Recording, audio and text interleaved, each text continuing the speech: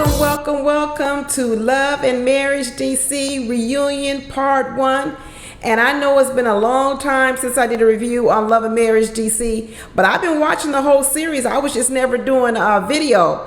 But you ever be doing something and then out the corner of your ear, the corner out your eye, you hear somebody mention your name and you're like, what was that? That's why I'm here doing this review on Love and Marriage DC, the reunion, because I was minding my own business or washing my dishes in the kitchen. The TV was on and I was catching up on Love and Marriage DC reunion. And then out the corner of my eye and in the earshot of my ear, I heard Monique say something about blaming black women for how she was talking to Chris. And I was like, what?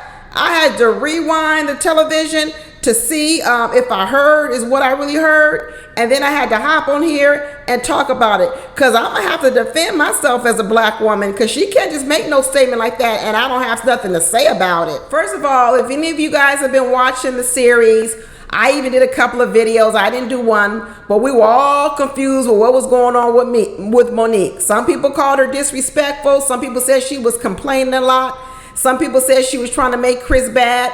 People had lots of different opinions. I was of the one saying, I don't understand what's going on. I'm confused. I still don't even know what Monique was asking for. What more does she want? She just kept talking about she needed Chris to be more vulnerable.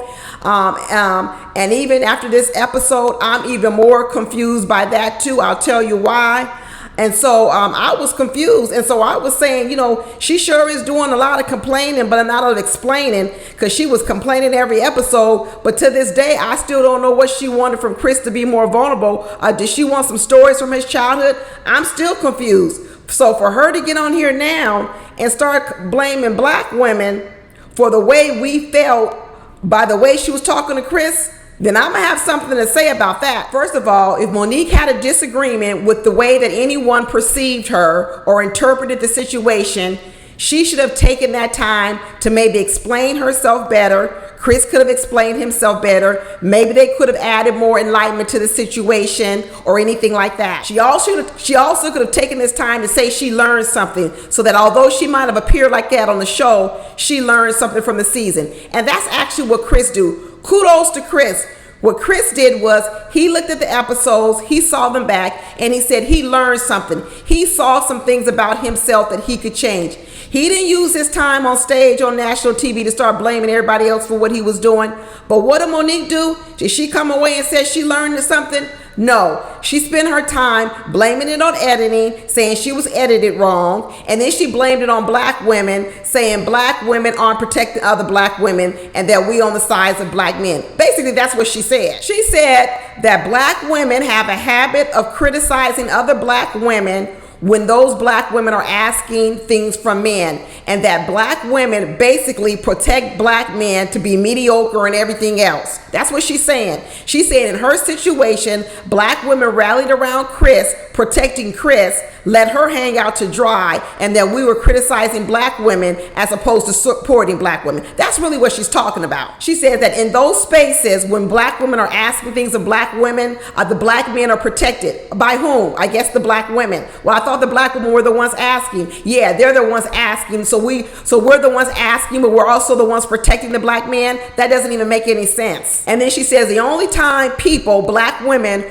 will acknowledge another black woman is when she is crying and she's at her weakest point. First of all, Monique, and I tell people all this time, crying isn't a sign of weakness. So there's one of the basic problems in your statement. When you're saying that another woman only supports you when you're crying and at your weakest point, that's not women support you. Crying is not considered a weakness. In fact, crying in often situations can be courageous because of just what you said. People look at crying as weakness. So oftentimes when you do cry, you're actually being courageous in that moment to let your feelings come out.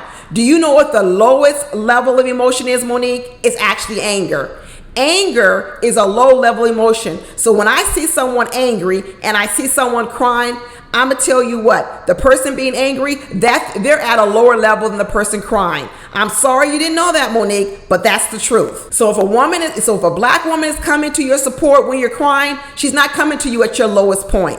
That's actually not your lowest point. Second of all, no one was criticizing you for you asking for something from your husband.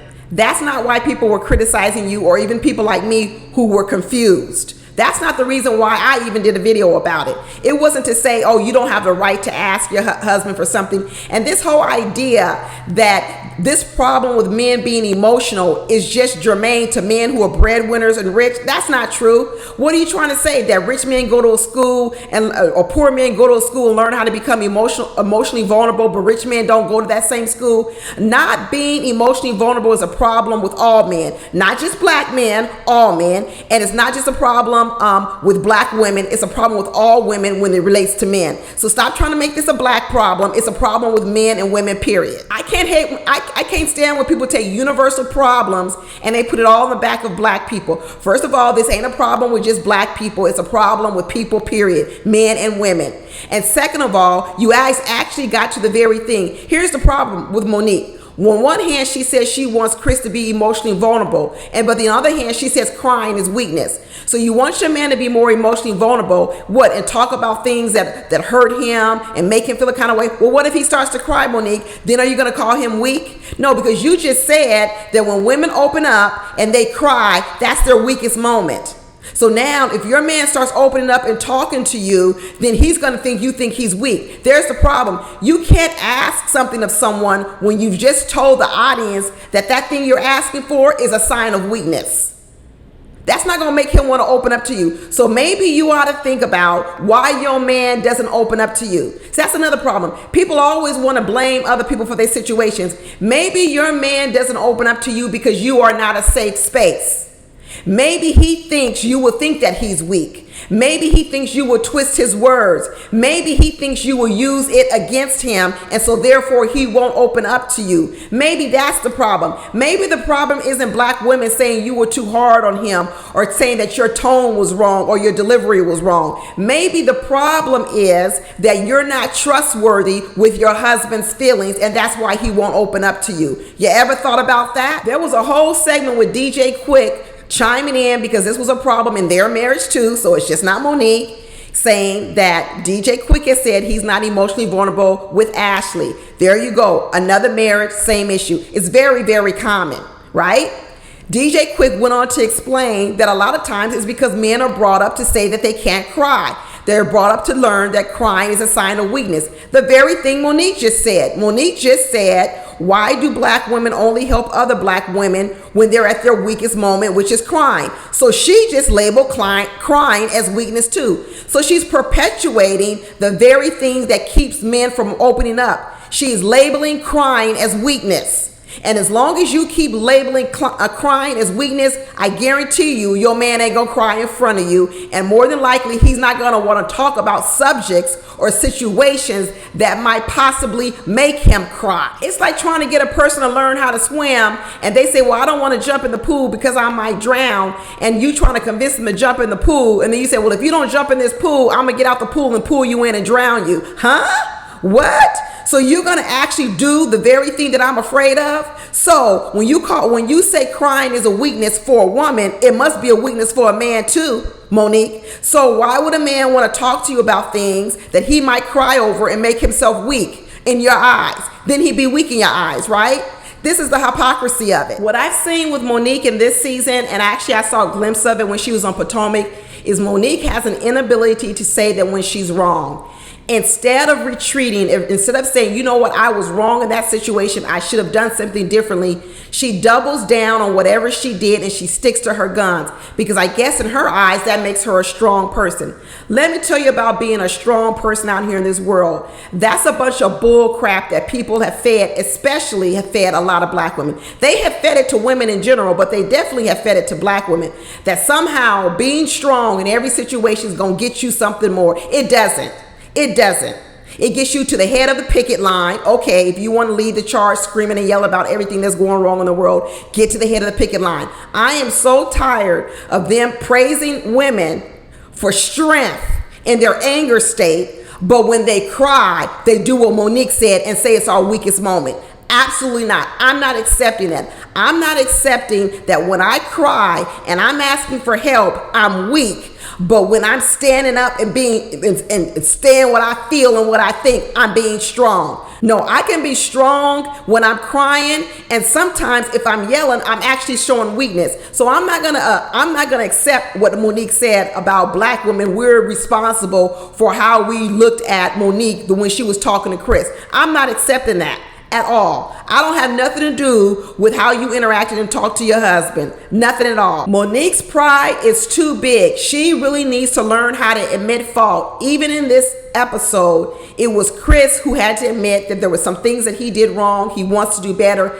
He said if there's a season 2, he's going to do better. But I tell you what, Chris, be careful, because Monique is the type of person that's starting to show that even if you do some things and change some things, she's still not going to be happy. There's going to be something else that she needs from you in order for her to get to a happy place. She really ought to take a note out of Ashley's book, because Ashley told the story of how she went through depression in her marriage, how she wasn't happy, and what she realized was she gave her a lot of her happiness away to other people, pouring it into her kids, pouring it into her husband, pouring it into lots of different people, friends, but not pouring it into herself. One of the things that I find a lot of women do, including myself, I've had to learn not to do this, is that we often spend a lot of time pouring into others, and then we become empty. And as married women, one of the first places we go to refill ourselves is our husbands. That's what we do. We're weak because we've given to kids, we've given to friends, we've given to other family members, and now we're depleted. And we've also given to our husbands. Now we're depleted, and we tell that husband, hey, I need you to fill me back up. I don't think there's anything wrong with asking your husband to invest in you, to deposit in you. He should, because you're depositing in him. But one of the things I've had to learn is I also have to stop my spigot going out to other people. I just can't keep giving to other people and then putting all the work on my husband to fill me up. I have to find ways to fill up my own cup. And what Ashley just talked about was that she had to learn how she's got to learn to fill up her own cup and don't leave everything for DJ Quick to fill up her. She's got to sometimes choose herself. And sometimes I see Monique complaining about Chris. He's not doing this, he's not doing that. She's obviously in an unhappy state. What she needs to look for is how can she fill herself up. I can see where she's probably busy. I can see where she's got a lot of work with 3 kids, businesses, a hit television show, a DJ. She got a lot of things on her plate. But what she can't do is she can't expend all this energy and then think Chris has to come back around and be the whole fire engine that's got to fill her back up. She might need to start saying no to some things so that she doesn't deplete herself. And not only does she need to say no to some things, she also needs to learn how to fill up her cup. She just may be putting too much pressure on Chris to fill her all the way up. Now, this area of vulnerability, I don't know what that's about. When someone doesn't want to open up to you and someone doesn't talk to you, you also got to find out why they don't think you're a safe space. I know people don't want to think about that. They always want to blame the other person for not opening up. But you got to ask yourself, why doesn't a person want to open up to you? Is there anything that you can do differently in your communication that will make these people want to open up to me? And I could tell you, Monique is the type of person that doesn't want to accept any responsibility. She doesn't like to apologize. She doesn't like to take blame. So if I'm a person and I'm having a problem, I wouldn't think that she's the person I would open up to, because I don't think she would be receptive to it. She would shut down. She would call me names and say that I'm the blame of it. Why would I want to open up to a person like this? So listen, if you want to be that trusted person to someone else, you better start with yourself. You better learn what can you do differently so you can be that person that people do want to open up to, as opposed to blaming black women and other people making a comment on how they view the situation when they watch you on TV. Anyway, that's it, y'all. Talk to you later. Bye.